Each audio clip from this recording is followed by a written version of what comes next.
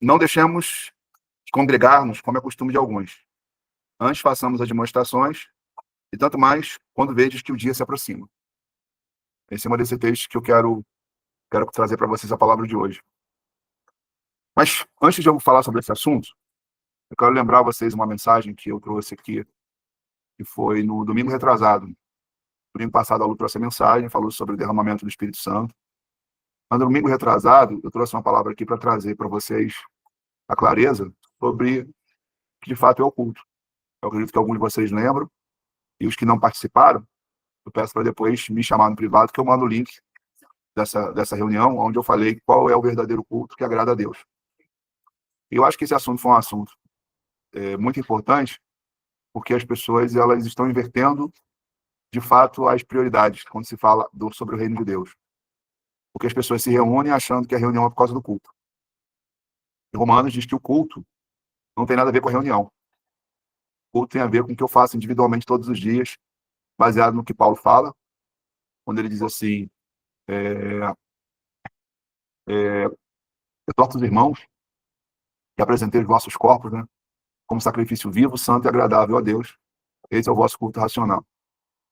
Então, na reunião retrasada, eu falei que o culto ele não é emocional, ele é racional, então assim, não tem a ver com o que a gente tem que sentir, mas tem a ver com o que a gente tem que fazer. E ele diz que o culto racional é baseado no sacrifício do nosso corpo, como ele diz, apresentar os vossos corpos como sacrifício vivo, santo e agradável. Então, quem realmente cultua a Deus não são aqueles que só se reúnem para louvar, cantar, aplaudir, celebrar. O que cultua a Deus é o que a gente faz fora da reunião.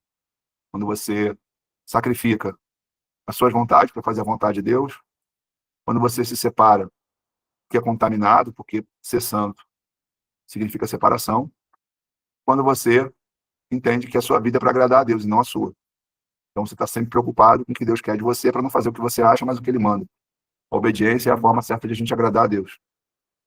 É muito importante a gente entender isso, porque quando a gente se reúne com motivação errada, a gente vai deixar de desenvolver as habilidades pelo qual Deus quer que a gente esteja junto.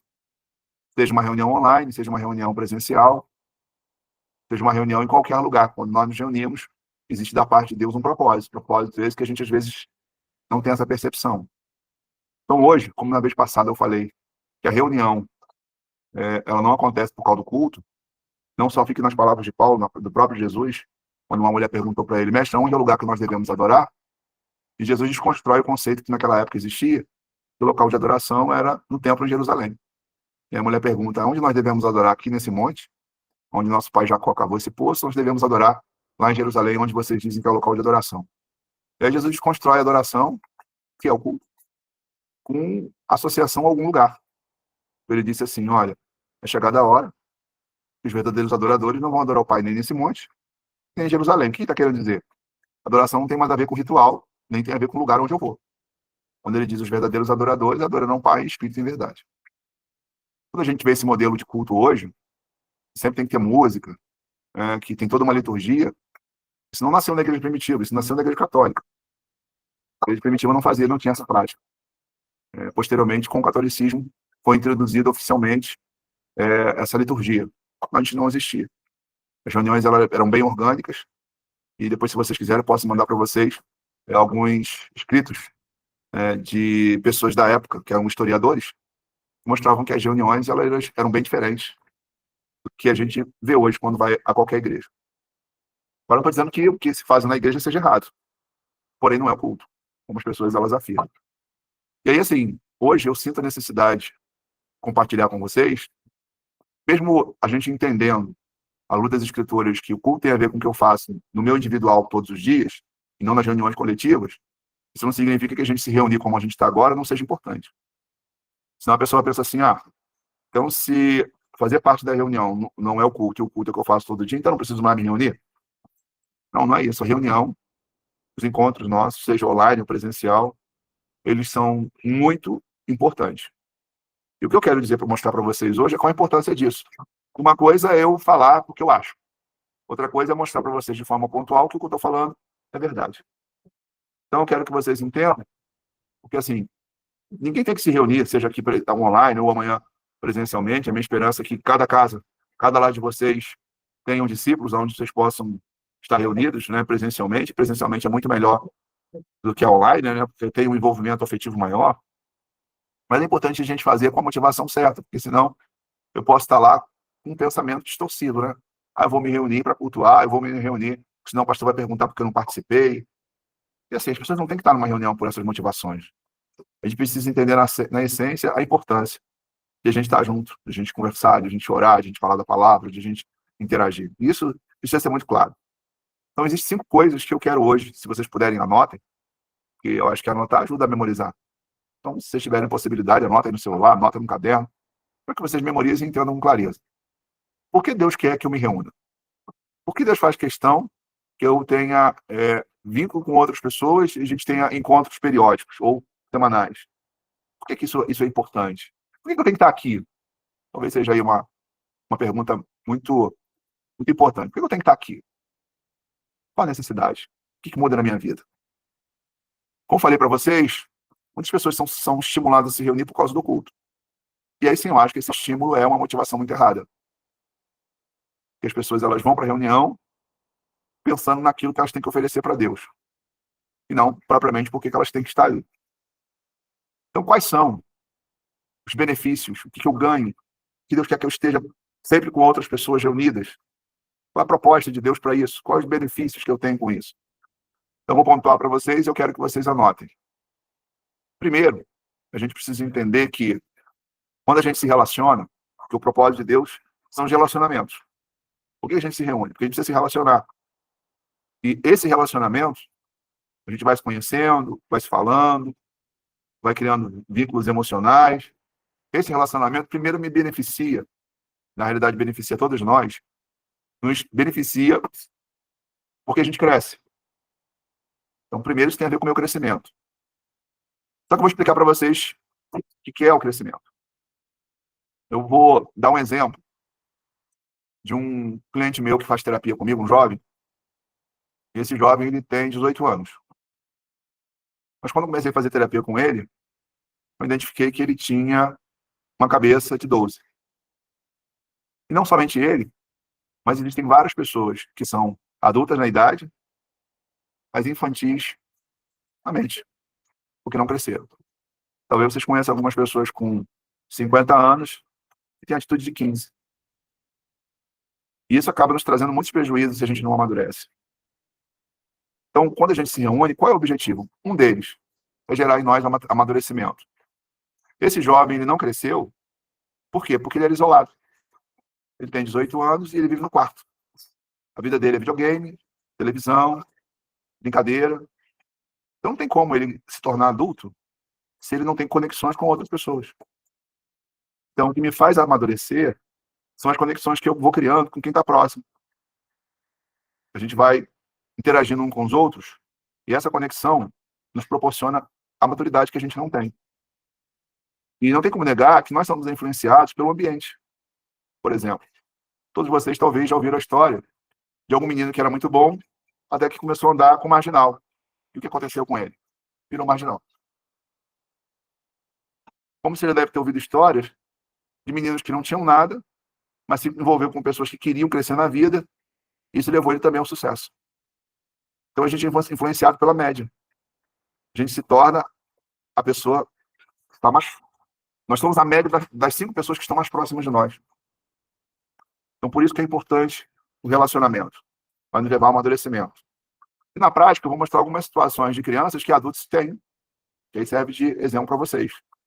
Por exemplo, se você pegar um pirulito e pegar uma conta de luz, e você botar diante da criança e ela tiver que escolher qual que ela vai botar o dinheiro dela, qual a escolha que vocês acham que a criança vai fazer? Pegar o dinheiro dela e pagar a conta de luz ou comprar o pirulito? Comprar o pirulito. Por que ela vai fazer isso? Porque ela é criança. Concorda comigo? Isso é. Pessoas adultas muitas vezes têm a mentalidade de criança, por quê? Porque às vezes ela pega o recurso dela que era para as responsabilidades e gasta com as suas vaidades. E daqui a pouco ela não tem para as suas necessidades. Um outro exemplo. Você pega uma criança e você diz para ela o seguinte: você está errado. O que a criança faz? Faz cara feia, faz birra, fica chateada. Tem pessoas adultas que você não pode chamar atenção. Você falar para a pessoa, olha, meu querido, você está errado, sabe o que ela faz? Se ofende, sai da igreja, ai, tô chateada porque falou comigo. Atitude de quê? De criança. Outra atitude é de criança. Quando a pessoa ela se torna adulto, ela começa a ter a necessidade dela de ter a família dela. Ela quer sair da dependência dos pais, encontrar alguém e gerar sua família. E por que ela quer isso? Ela amadureceu. Ela quer ter a família dela, ela quer ter a casa dela, ela quer crescer, ela quer evoluir. E muitas vezes a gente percebe que existem pessoas que se convertem, mas nunca crescem. Por quê? Porque elas não entendem que elas também precisam, para Deus, gerar novos filhos. E aí, quando você fala assim, meu irmão, leva a palavra de Deus para alguém. Não, não estou preparado, eu não tenho condições, eu não sei fazer. E por que faz isso? Porque não cresceu. Quando a gente cresce, a gente tem a atitude de chamar para perto aquelas pessoas que Deus bota no nosso caminho, a gente evangeliza, leva elas para Cristo, cuida delas. E por que cuida? Porque você é adulto. Quem é adulto cuida de outras pessoas. Criança não cuida de ninguém. Você não vai pegar uma criança e dar nas responsabilidades dela um bebê. Eu disse, não, como é que pode? Meu filho tem 12 anos, não posso deixar uma criança de 5 anos na mão dele. Ainda que alguns pais façam isso, né? Mas a gente sabe que ela não é preparada para aquilo. Então, quando que uma pessoa ela assume a responsabilidade de uma família? Quando ela fica adulta. Então, assim, tem muita gente que está na igreja, mas tem uma mentalidade de criança. Não cresce, não evolui, não se aperfeiçoa, não é tratado. Quando eu entendo a importância de me relacionar com as pessoas da igreja, isso pode contribuir. Vai me levar à compreensão que eu tenho que aprender com as pessoas. Eu tenho que olhar para todos que estão próximos, eles têm o que eu não tenho. Então, com um eu aprendo uma área da vida, com outro eu aprendo outra. E isso me ajuda a ter melhores resultados para a minha vida. Por exemplo, eu já vi muitos casais que não conseguem resolver suas diferenças conversando. Tem que ser brigando. Às vezes o casal de 50, 60 anos está saindo no pau um com o outro. Por quê? Porque é criança. Não cresceu. Adulto não discute. Às vezes, quando tem a minha diferença com ela, eu sento com ela senta comigo. Uma vez a gente teve uma divergência. Ela sentou comigo e falou, Marcelo, achei que você não deveria ter falado assim comigo e com o João Miguel. Aí eu fui lá e falei, realmente você tem razão, me perdoe. Como é que a gente resolve as coisas? Conversando. Agora, tem muita gente que não cresce. Porque quando se reúne, não tem no coração o entendimento que o encontro, estar junto, é para que a gente aprenda mutuamente. E assim, na nossa religião chamada evangélica, o que acontece? As pessoas elas não são educadas para isso. Então a maioria entra, assiste um culto, como eles chamam, canta 3 músicas, levanta as mãos, termina e vai para casa. Se relacionam com quem? Entendiam com quem? Aprendeu com quem? Com ninguém. Então por isso que muitas vezes certas realidades elas não mudam. E por que não mudam? Porque as pessoas elas continuam sendo crianças. Paulo fala sobre isso. Paulo diz assim, quando eu era menino, eu fazia coisas de menino. Quando eu cresci, deixei de ser menino. Então Paulo ele entendia a importância da gente crescer, amadurecer, deixar a infantilidade. E quando a gente, nos nossos encontros, a gente entende isso, o que acontece? A gente começa a passar por um processo de transformação. Você era descompensado e qualquer coisa se ofendia e você já aprendeu agora porque você amadureceu. E não é brigando, nem ofendendo, nem batendo boca que a gente resolve as coisas. Opa, amadureci. Você ganha pouco, o pouco que você tem, você administra da maneira certa. Aí que você diz, bom, amadureci. Se eu estou numa reunião e eu escuto alguma coisa que me confronta, em vez de eu ficar chateado, eu vou dizer, caramba, aprendi algo novo, amadureci. Você começa a olhar as pessoas que estão próximas, uma oportunidade de você fazer um novo discípulo para Jesus. E você não fica com aquele receio assim, mas como é que eu vou ajudar? Não, você amadureceu, você automaticamente vai lá, leva a mão de Deus, leva a palavra, ensina, orienta, esclarece, cuida. E por que você faz isso? Você amadureceu. Então, é muito importante a gente estar sempre se reunindo e interagindo, e essa reunião não é somente nos nossos encontros, né? A gente se relacionar diariamente como igreja, isso é importante. Com alguns irmãos aqui a gente fala com muita frequência, outros com menos, mas o bom seria que a gente tenha o hábito de estar sempre interagindo. E algumas pessoas até falam assim, eu não gosto de incomodar o Marcelo e a Alessandra. Pelo contrário, incomodado quando vocês mal falam, que aí nos preocupa. Pode interagir, conversar, compartilhar, tirar dúvida, perguntar, isso só vai ajudar para o nosso crescimento. E claro, não só comigo com a Alessandra, mas entre vocês mesmos. Algumas vezes eu já ouvir, né, irmãos aconselhando outros irmãos, e eu quero parabenizar quem já faz isso, porque a ideia é essa mesmo. Quando alguém me liga assim, Marcelo, eu falei com fulano do nosso grupo, que estava passando um momento assim, assim, assim, eu fui lá, aconselhei, orei, isso é um ótimo sinal. Por quê? Porque amadureceu. Criança, ela não quer compartilhar, diz, vamos lá, leva lá para o nosso pai, lá para o nosso pai resolver, porque é criança. Então, algumas pessoas, às vezes, elas não entendem esses princípios, e aí se eu entendo que eu me reúno para esse amadurecimento, eu vou estar sempre em processo de transformação. Segunda coisa que é muito importante, a gente congregar, por isso que eu li o texto, não deixemos de congregar, não é costume de alguns, né? Segunda coisa que eu acho importante de congregar, que são as reuniões, que é o estar junto, estar reunido. A segunda coisa é o aprendizado. O primeiro é o nosso amadurecimento. O segundo é o nosso aprendizado. Como aprendizado? Irmão, tem muita coisa que não dá certo na nossa vida, é porque a gente não sabe fazer. Quando eu vou para uma reunião como essa, na minha cabeça, tem que estar assim, cara, eu vou para a reunião para aprender. E quando a gente aprende, a gente muda. E o que eu tenho que aprender? Eu já participei de encontros e ouvi pregações, onde é entregue um profundo conteúdo, eu posso dizer, teológico. Vou ser sincero para vocês. Eu estudei muito, muito, muito, muito. Talvez se juntar todos vocês, não leram o que eu já li na vida. A Bíblia eu li toda várias vezes. Livros eu li inúmeros. Mas vou ser muito sincero para vocês. 80% que eu li não presta para nada. Isso aumenta o nosso conhecimento, mas não muda a nossa vida. Então eu preciso entender que quando eu vou para uma reunião, o que eu preciso aprender? Não é aquilo que vai dizer assim, caramba, profundo. Agora, não estou dizendo que você não possa estudar isso, tá? Mas eu quero dizer para vocês que o que muda a nossa vida é o aprendizado, que vai nos levar à prática diária de nos tornarmos um marido melhor, um pai melhor, um filho melhor, um cidadão melhor, um cristão melhor. Então, quando eu me reúno, quando a gente se reúne, eu tenho que ter no meu coração assim, cara, eu não sei tudo. Eu tenho que aprender. Então, eu venho para um momento como esse aqui, você tem que vir para um momento como esse assim, olha, vou ouvir porque, me acrescenta. E alguns de vocês mesmos já testemunharam, disseram, Marcelo, o que você já nos ensinou, poxa, já me ajudou bastante. Então, segunda motivação de estar com vocês, nós nos reunimos, que a gente está aqui para aprender. Terceira coisa muito importante, inclusive até na nossa reunião presencial que a gente fez aqui, um assunto que foi muito esclarecedor. Todos nós aqui, eu acredito que sem exceção, em alguma fase da vida nós não nos sentimos amados por alguém da família. Concorda comigo? Eu, por exemplo, não tive amor de pai porque eu fui abandonado aos 8 anos. Não tive amor de mãe porque minha mãe trabalhava muito, então nós tínhamos pouco contato. Alguns de vocês aqui também não foram amados porque não tiveram carinho, afeto ou até mesmo a presença. A minha esposa foi adotada. Então, por aí você já imagina. Então, se nós não tivermos amor em algumas fases da vida, qual é a nossa maior necessidade? É se sentir amado. Se essa é a minha necessidade, por que Deus quer que a gente se reúna? Porque é aqui que a gente se exercita nisso. É aqui que a gente demonstra o amor de Deus uns pelos outros. Quando a gente elogia, a gente faz brincando, quem ouve sempre gosta. Quando a gente se preocupa, quando a gente socorre, quando a gente convida para vir para nossa casa, quando a gente tem a oportunidade de abraçar, quando a gente liga preocupado.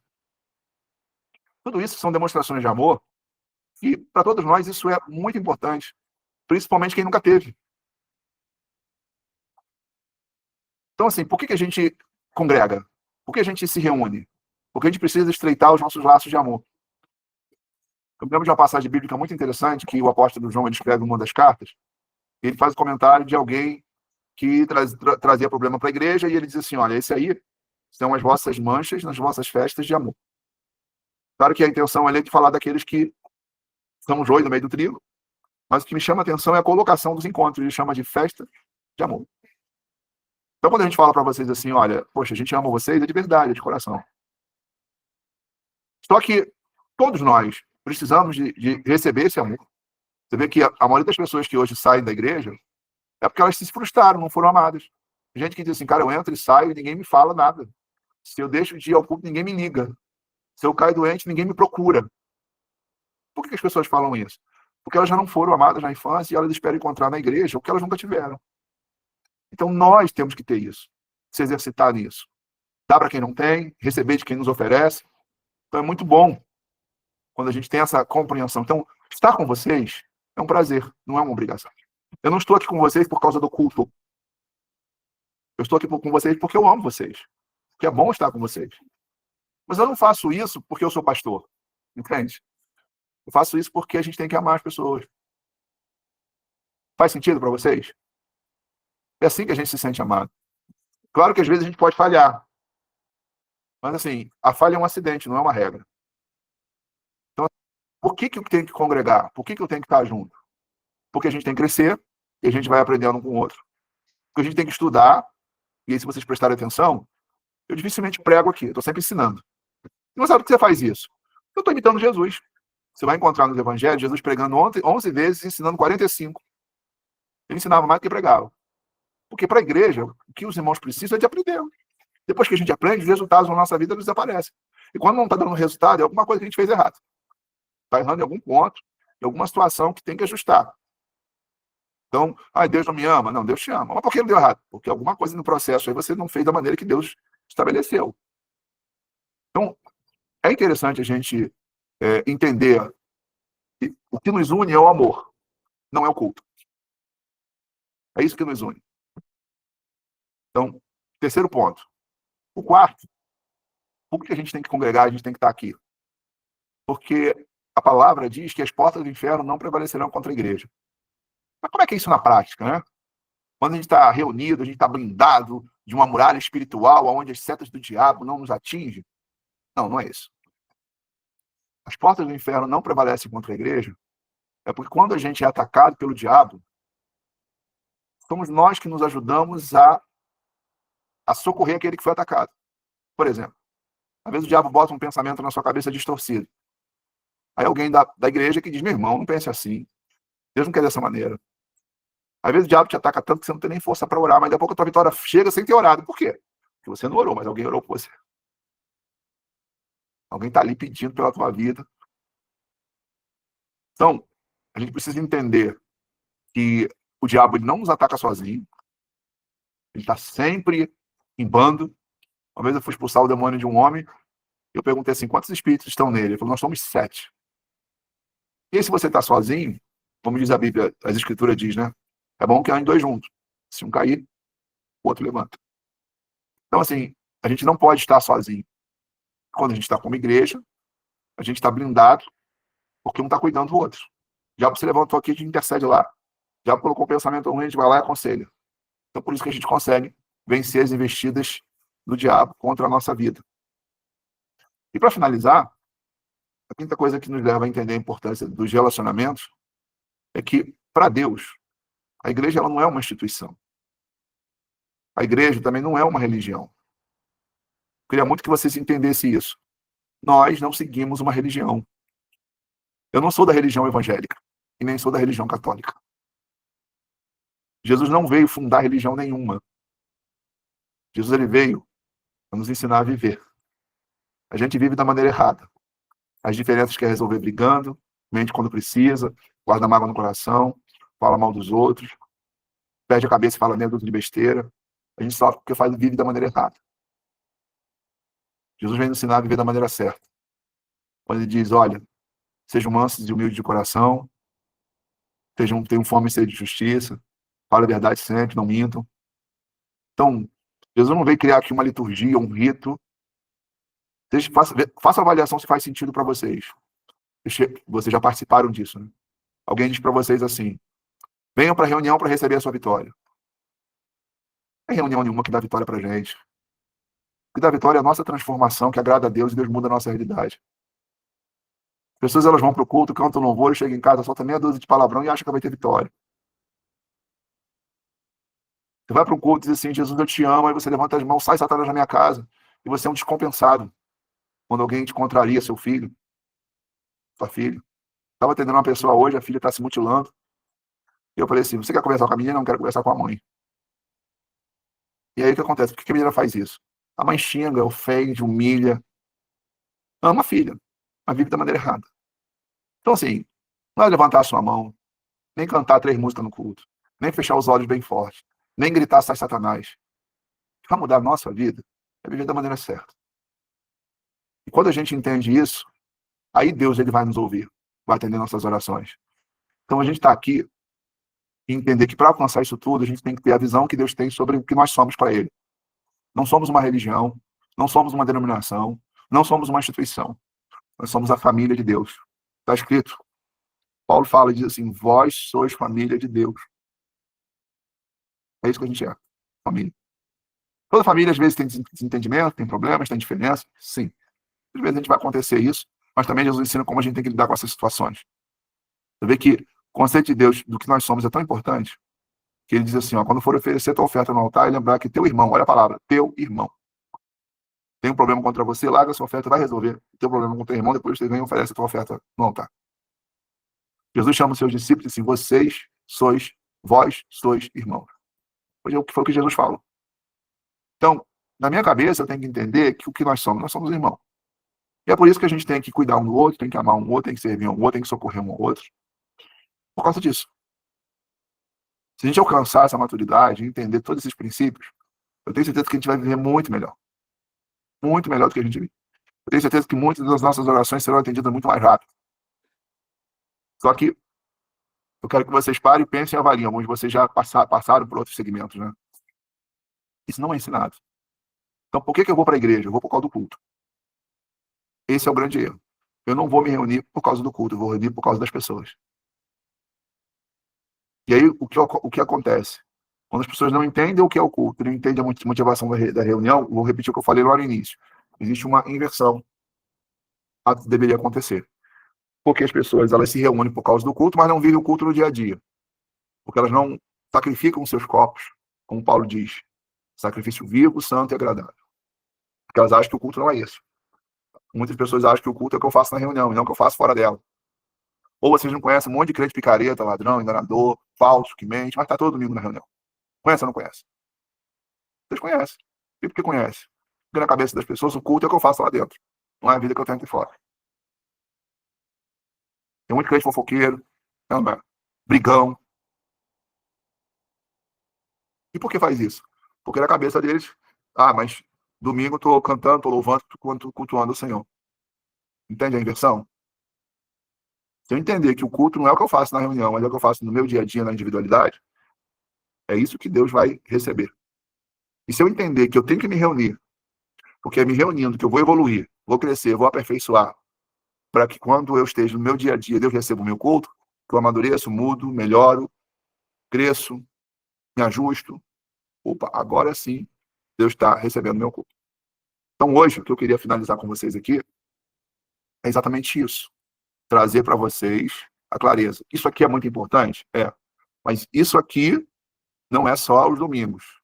Isso aqui tem que ser o início da extensão do que durante a semana a gente troca ideia, conversa, dialoga, tira dúvida, tem comunhão, socorre uns aos outros, oram pelo outro, ajuda um ao outro. É isso que tem que estar no nosso coração. Isso para Deus é igreja, e não o que a gente estava acostumado no passado.